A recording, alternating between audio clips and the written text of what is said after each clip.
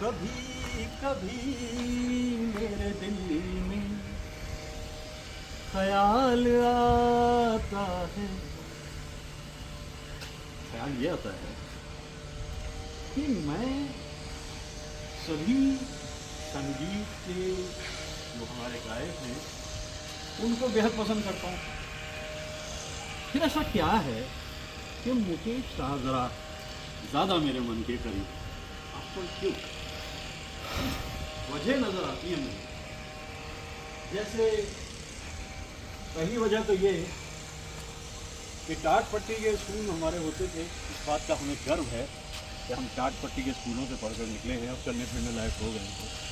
इतनी विशाल दुनिया को हम लोग देखते हैं।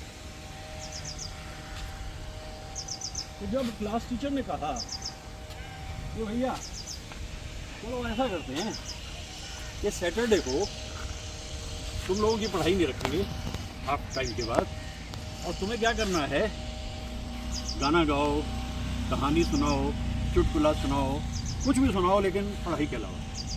तो मैं तो बहुत छोटा सा बच्चा था, 8-9 साल की उम्र होगी। तो जब मुझे उन्होंने कहा, मैं गाता था, मैं जानता था मैं गाता हूँ। मेरे रिश्तेदार सुनते थे एक पैसा देकर मुझे, चलो भाई तूने बहुत अच्छा गाया, बहुत अच्छा। तो मैंने गाया पहला ही गाना मुकेश साहब सुना था, सर पे लाल टोपी रूसी, फिर भी दिल है हिंदुस्तानी, मेरा जूता है जापानी, ये गाना मैंने। और इसके बाद कुछ और मुकेश साहब के आवारा हूँ, सब कुछ सीखा हमने, ये सब मैं गाता रहा। ये अलग बात है कि थोड़ा आगे जाकर जब ज़िंदगी थोड़ी समझ आने लगी तो एक दिन मैं गा रहा था इस बाल सभा में, चली गोरी पी से मिलन को चली, ना मुझे पी का पता, ना मुझे गोरी का पता, ना मुझे चलन का पता। हाँ, हेमंदा का ये गाना मैंने सुना था। तो मुकेश साहब के शुरू के गाने सबसे पहले। उसके बाद में जब मैं कॉलेज में पहुंचा 1968 में, जेवी जैन कॉलेज, जे डिग्री कॉलेज में, तो मुझसे पहले उस गली में मेरे अफसाने गए। लोगों ने कहा भाई देखो ये जो इंसान है ये गाता बड़ा अच्छा है, बहुत अच्छा गाता है। और क्योंकि ये बहुत अच्छा गाता है तो आने से पहले ही पढ़ाई लिखाई तो बाद की बात रही, लेकिन इस इंसान को खुशी ये रही कि 2-3 महीने के बाद ही कॉलेज में बेस्ट सिंगर अवार्ड हुआ, बेस्ट सिंगर का पुरस्कार मिला मुझे पहली बार। और इसके बाद वो मिला 3 बार और मुझे बेस्ट सिंगर का। यानी 4 साल जो मैंने बिताए थे वहाँ पर, उन 4 बरस में चारों बार मुझे बेस्ट सिंगर अवार्ड मिला। ये किस वजह से? क्योंकि एवरी टाइम आई सैंग मुकेश साहब, मैं मुकेश साहब को ही गाता था। और कुछ हालात ऐसे थे, कुछ वजह ऐसी थी कि गीत भी जो हम गाते थे वो ज़्यादातर विरह वेदना के गीत होते थे। क्योंकि मुकेश साहब जहाँ एक तरफ बड़े अच्छे गीत जिनका जिक्र मैंने किया कि आवारा हूँ टाइप गाते थे, लेकिन वो सैड सॉन्ग्स भी बहुत अच्छे गाते थे। और उन सैड सॉन्ग्स की जो शुरुआत मैंने की भाई, उसमें पहले ही बरस में वक्त करता जो वफा आप हमारे होते, पहली बार ये पुरस्कार मिला बेस्ट सिंगर, और 3 बार और मिला इसके बाद। तो फिर एक बार मुकेश साहब। तो मुकेश साहब से जो मेरी एक जुड़ाव हुई उसकी बड़ी वजह यही है कि कदम कदम पे हर जगह मुकेश साहब मेरी ज़िंदगी में मौजूद रहे। अब इससे अगली कहानी क्या आती है?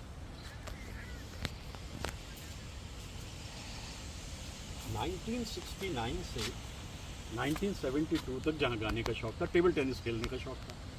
तो उस ज़माने में एक टूर्नामेंट होता था जो आदरणीय एस.सी. पाठक साहब जो हमारे अंकल थे, उनकी पत्नी की याद में, यानी भानु की माता जी की याद में, जो कि जल्दी दुनिया से रुखसत हो गई, तो उसे कहते थे सरोज पाठक मेमोरियल टेबल टेनिस टूर्नामेंट।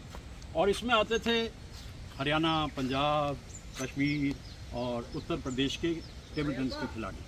तो इन टेबल टेनिस के खिलाड़ियों के साथ में जब हम वहाँ पर दिन भर में हो चुका होता था तो रात के वक्त में एक जगह बैठकर महेंद्र किशोर जी के घर पे डिनर होता था सब प्लेयर्स का, और वहाँ फिर कुछ गाने गाने का मौका हम लोगों को मिलता था, हम उन गानों को गाते थे। ये बात अलग है कि उस वक्त हम ज़्यादातर दर्दीले गाने गाने पसंद करते थे, और उन दर्दीले गानों में जो एक शाम महफिल जमी तो सभी प्लेयर मौजूद थे, क्योंकि अगले दिन उन्हें जाना था। तो एक शाम पहले सभी बड़े उदास से भी थे, और मैं गाने लगा,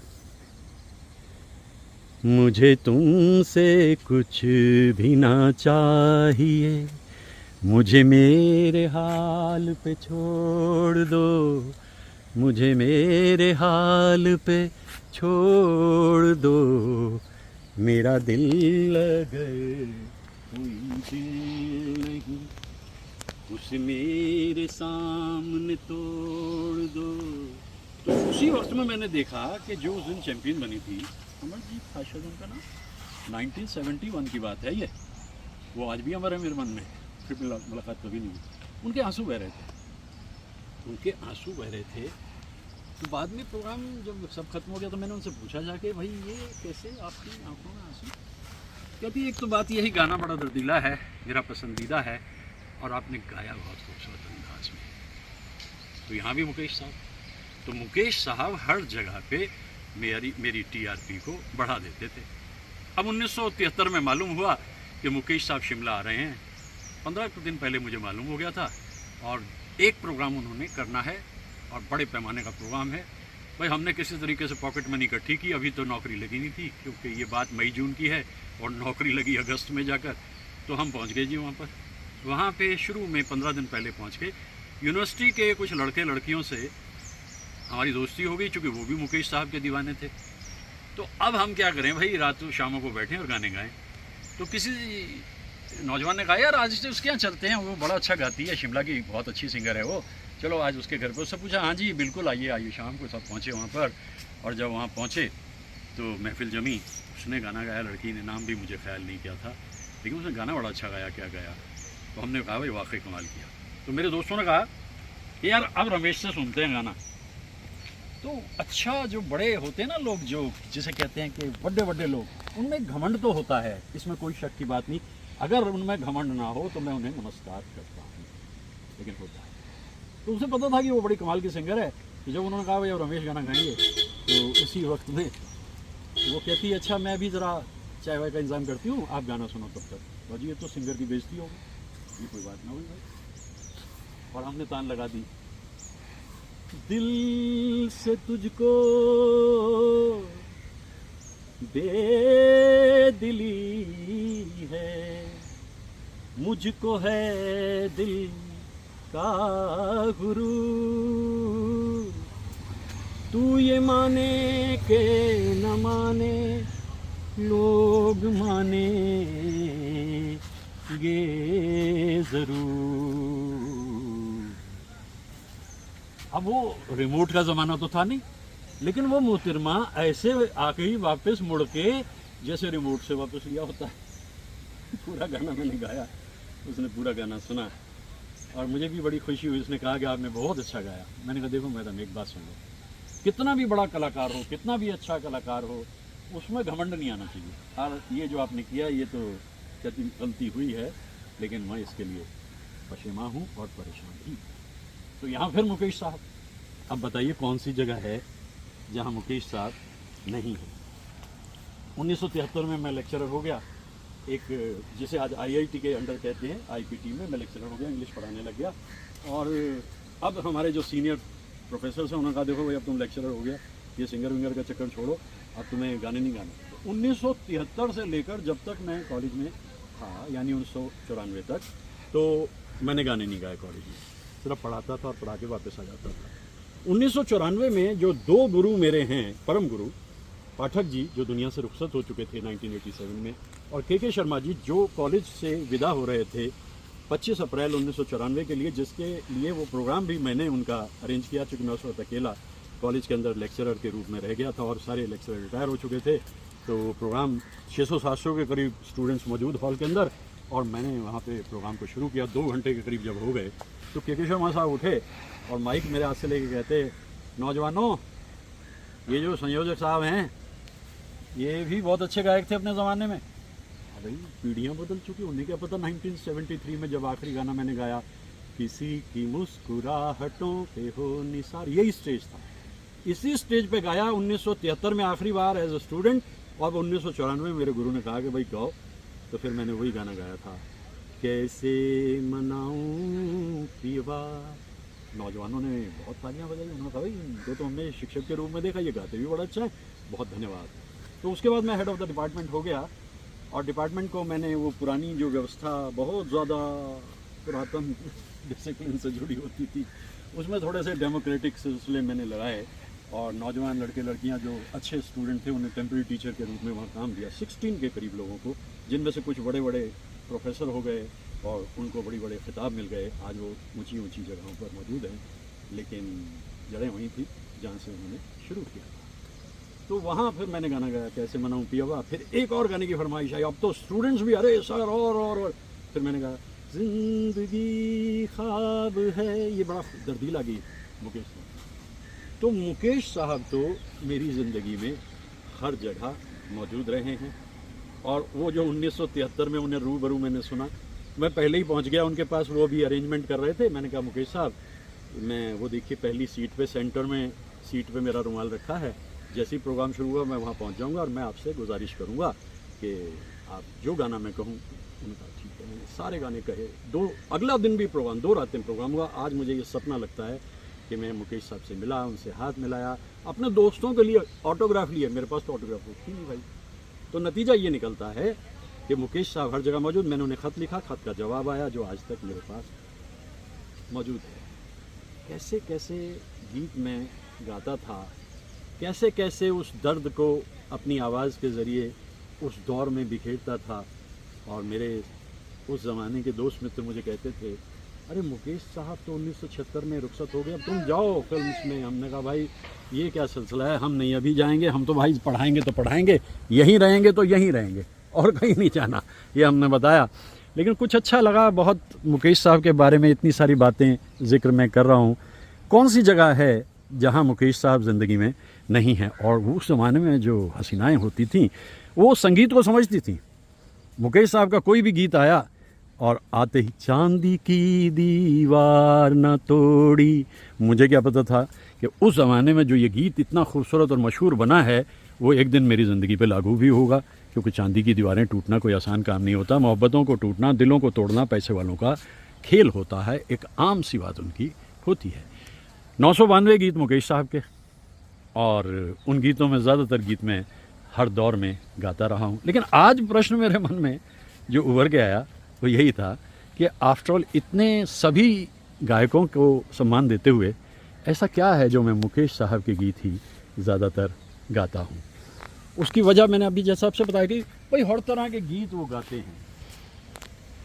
दिल जो भी कहेगा मानेंगे मुझको इस रात की, सजन रे झूठ मत बोलो, तुम्हारे महल चौबारे यहीं रह जाएंगे सारे, अकड़ किस बात की प्यारे, अकड़ किस बात की प्यारे, यहीं सब कुछ चुकाना है। अब ये जो अकड़ालू टाइप लोग होते हैं पैसे वाले, जो हर वक्त ये सोचते हैं कि सारा पैसा लेके वो यहाँ से दुनिया से रुखसत होंगे, क्या उन्हें ये शैलेंद्र जी की बात समझ में नहीं आती? जाते हुए कुछ भी साथ नहीं जाता, कहता हर कोई है लेकिन मानते बस कुछ ही लोग।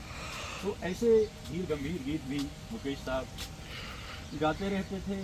और कॉलेज में मुझे क्या कहूँ खुशी भी होती थी जब लोग मुझे कहते भाई ये तो जूनियर मुकेश है। जूनियर मुकेश हो या सिर्फ मुकेश साहब, मैं सिर्फ मुकेश साहब के गाने गाता था। मुकेश साहब के गीतों को बुरी तरीके से घायल करके ऑर्केस्ट्रा के ज़रिए ज़ख्मी करके लोगों ने बड़े नाम किए हैं। नाक में गा करके जताते हैं कि ये आवाज़ मुकेश साहब जैसा नहीं है। मुकेश साहब की आवाज़ दिल से उभरती है और इतने दर्द उन्होंने अपनी ज़िंदगी में सहे थे, उन गीतों को हम सुनते और देखते आज। तो मैं तो लगातार उन गीतों को याद करता हूँ, गाता हूँ, गुनगुनाता हूँ, खलिहानों में, खेतों में, बागों में, उद्यानों में। और ये देखिए ना कितना सुंदर मंजर आपको मैं दिखा रहा हूँ यहाँ पर। अब इतनी खूबसूरत जगह तो होनी चाहिए थी ना, अगर मैं मुकेश साहब का जिक्र कर रहा हूँ तो इतनी खूबसूरत जगह तो होनी चाहिए थी। और इतनी खूबसूरत जगह ये है। कभी जेब में पैसे ठीक ठाक से होते हैं तो यहाँ आकर के ठहर जाता हूँ। ज़रा महंगा होटल है लेकिन फिर भी है बहुत अच्छा। और जब कभी मौका मिला, पहले रहा हूँ कई बार और फिर भी मिलेगा मौका तो देखेंगे। लेकिन अब हमारी दिक्कत क्या, खोली भी छिन गई है, बेंचें भी छिन गई हैं, सड़कों पे घूमता है अब कारवां हमारा, चीनो अरब हमारा, हिंदुस्तान हमारा, रहने को घर नहीं है। ये सब साहिर साहब की बातें हैं जो अक्सर याद आ जाती हैं।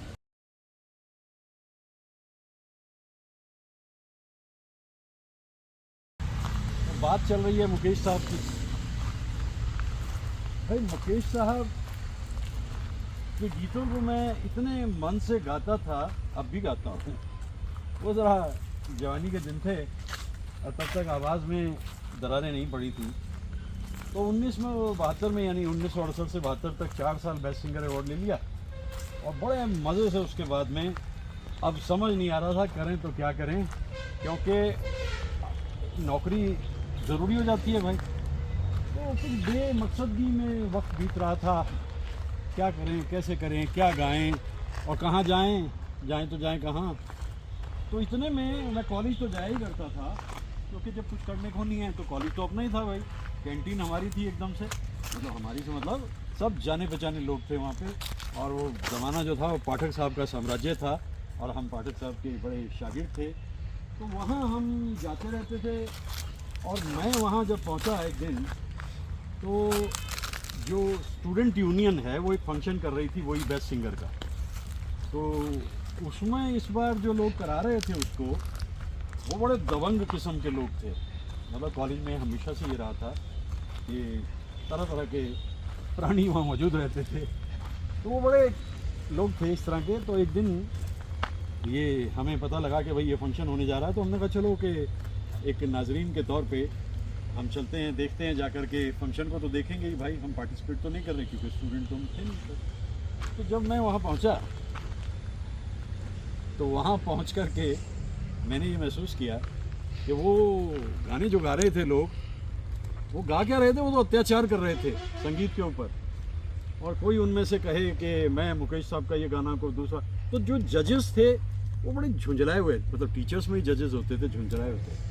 तो इतने में मैं वहीं बैठा ही था, तो वो यूनियन के दो बड़े दबंग से लोग मेरे पास आए, कहते ओ पापा जी वो देखो ज़रा ये की हो रहा है, प्रोग्राम की हालत देखो की हो रखी है, वो किसी तो नहीं गाया जा रहा। तो मैंने सोचा भाई तो भाई मैं इसमें क्या करूं, मैं तो वो तुसी सिर्फ ऐना करो वो जाके ना उत्थे जमा दो, बस गाने गा दो तुसी मुकेश साहब दे एक दो गाने। तो मैंने कहा भाई, अब मेरे दिमाग में बताया, मैं गाने के मूड में तो था नहीं, वजह कुछ भी रही हो। तो इसने में मैंने ये महसूस किया कि भाई अभी तो ये बड़े प्यार मोहब्बत से कह रहे हैं, और प्यार मोहब्बत से कहते कहते अगर इन्होंने मैंने मना कर दिया तो फिर ये अपने असली रूप में आके कहेंगे भाई गाना तो तुम्हें पड़ेगा चाहे कुछ भी हो। तो मैं सोच रहा था, खैर मैंने सोचा, गया मैं वहाँ पहुँचा। अभी तक भी लोग मुझे याद करते थे, जानते थे कि भाई मैं कॉलेज का बेस्ट सिंगर रहा हूँ। तो मैं वहाँ गया, मैं स्टेज पे पहुँचा, तो धीरे धीरे जो शोर मच रहा था वो कम होना शुरू हुआ। मैंने गाना शुरू किया,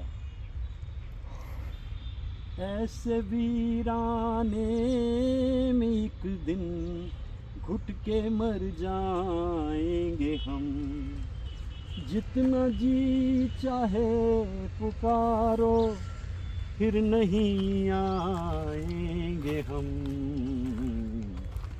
ये मेरा दीवानापन है या मोहब्बत का शुरू, तू न पहचाने तो है ये तेरी नजरों का कसूर।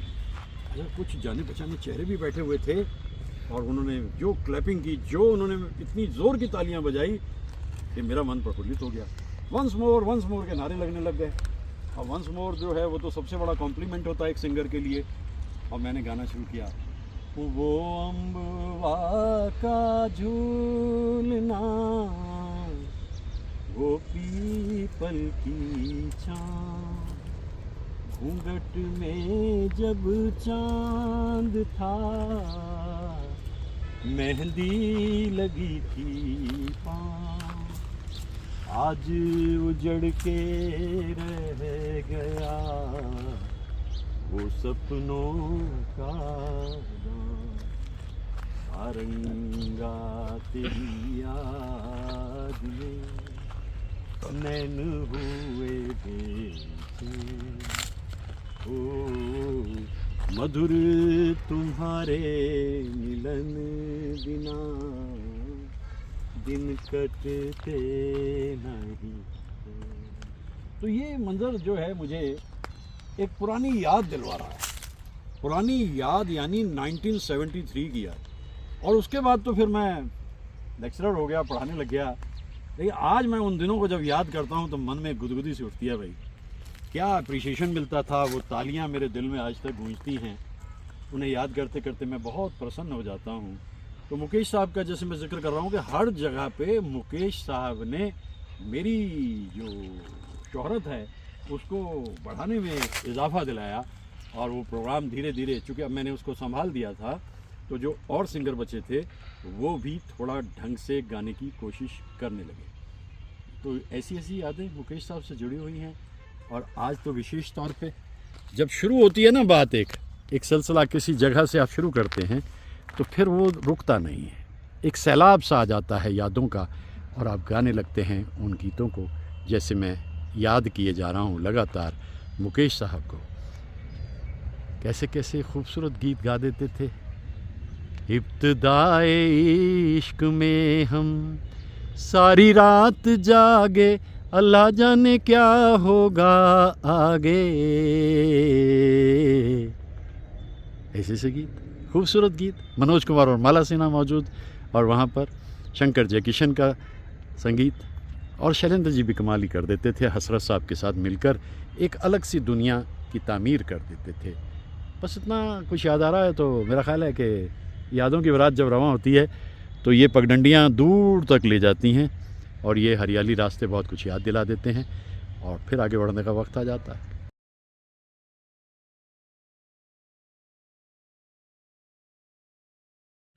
तुम्हारे ख्वाब से दिलकश नज़ारा और क्या होगा, कि तुम मेरे सहारे हो, सहारा और क्या होगा।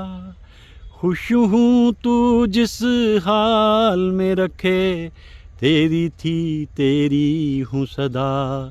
जीवन के दो पहलू हैं, हरियाली और रास्ता।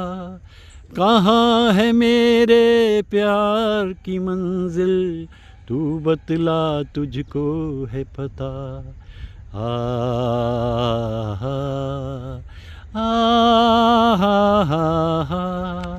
ला ला ला रा रा रा ला रा रा रा रा रा रा रा आ हा हा हा